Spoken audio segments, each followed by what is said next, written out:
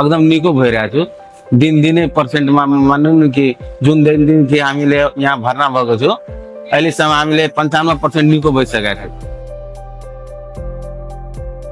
हाम्रो घर Rajbiraj ward number 9 अनि हाम्रो पेटमा शुक्रबारतिर अलिअलि दुख्यो अनि दुख्दै शनिबार अलिक बढी भयो अनि गजेन्द्र नारायण हस्पिटल राजविराजको सदरमुकाममा गएको हामी अनि एक रातिसम्म बस्दाखेरि फेरि अरू बढ्न थाल्यो अनि रविबारतिर हामी 10 बजेतिर त्यहाँबाट डिस्चार्ज गरेर गोल्डन हस्पिटल आइपुग्यो अनि इमर्जेन्सीमा लाग्दाखेरि पानी सानी चढायो अनि फेरि वार्डमा मलाई दियो।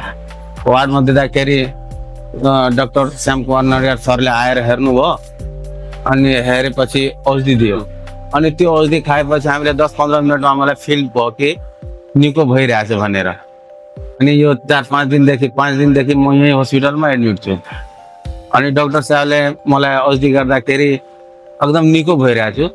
दिनदिनै पर्सेन्टमा मान्नु न कि जुन दिन कि हामीले यहाँ भर्ना भएको छु अहिलेसम्म हामीले 95% निको भइसकेका छौँ।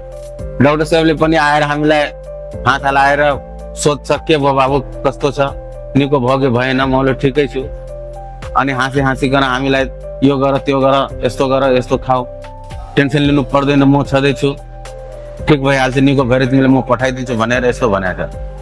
अहिलेसम्म हामीलाई केही अप्ठ्यारो भएको छैन।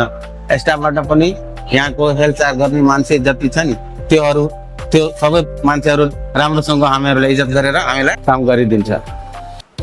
खुसी जान तयार छ। केही गुनासो छँदै छैन हामीलाई त निको भयो भने निको भयो। यस्तै सफल उपचारको लागि आज सम्पर्क गर्नुहोस् गोल्डन हस्पिटल जनपद टोल विराटनगर।